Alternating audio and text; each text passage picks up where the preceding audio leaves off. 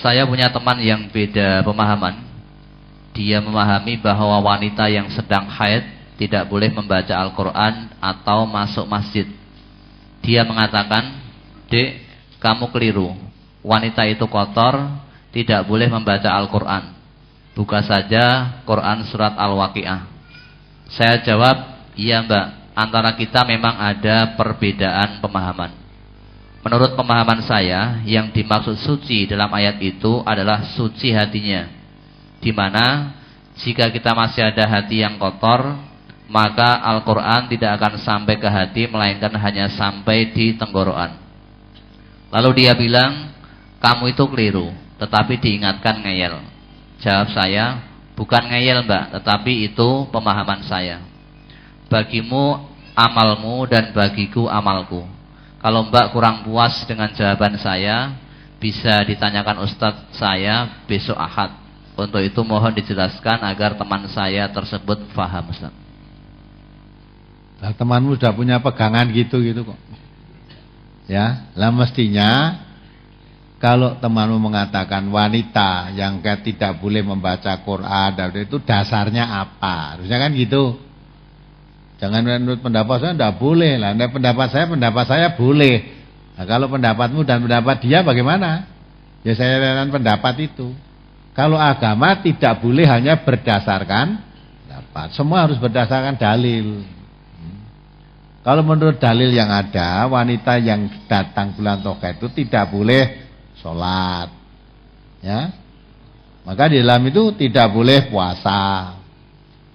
Dalam hal ini Nabi mengatakan, sholat yang ditinggalkan bagaimana? Puasa yang ditinggalkan bagaimana? Nu'maru biqadai shiyam wala nu'maru biqadai sholat. Aku diperintah untuk mengqadha, mengganti puasa yang kami tinggalkan, tetapi tidak diperintah untuk mengganti sholat yang ditinggalkan.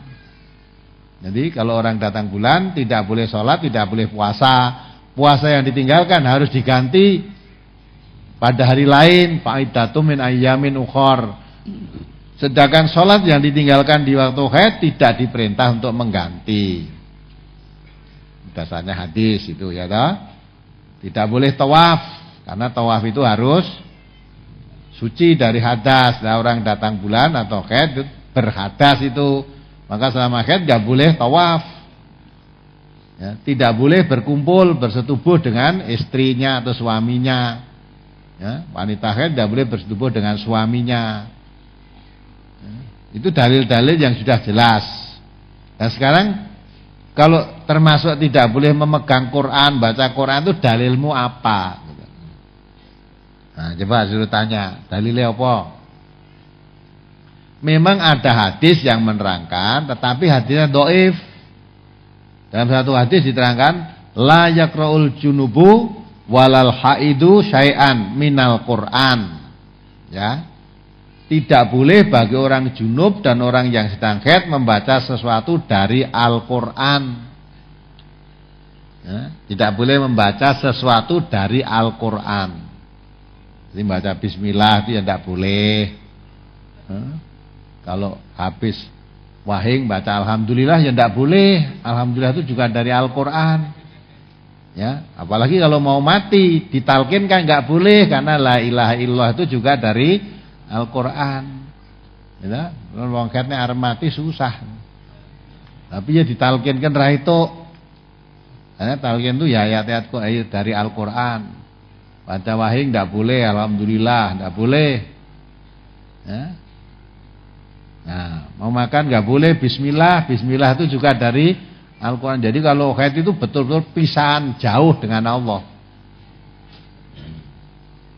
Nah ternyata hadisnya itu setelah diteliti, hadisnya dhaif, tidak bisa dipakai. Itu jadi dalil itu tadi dalil hadis yang dhaif. Sedangkan yang diterangkan tidak boleh sholat, tidak boleh puasa, tidak boleh tawaf, tidak boleh bersetubuh, itu hadis-hadisnya sahih.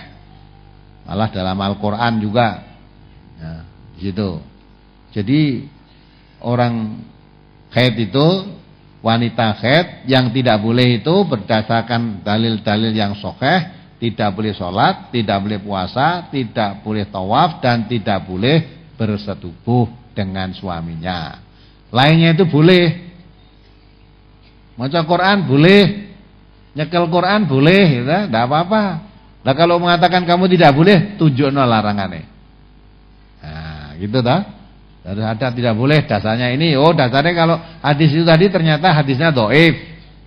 Di dhaif enggak boleh dijadikan pegangan hukum.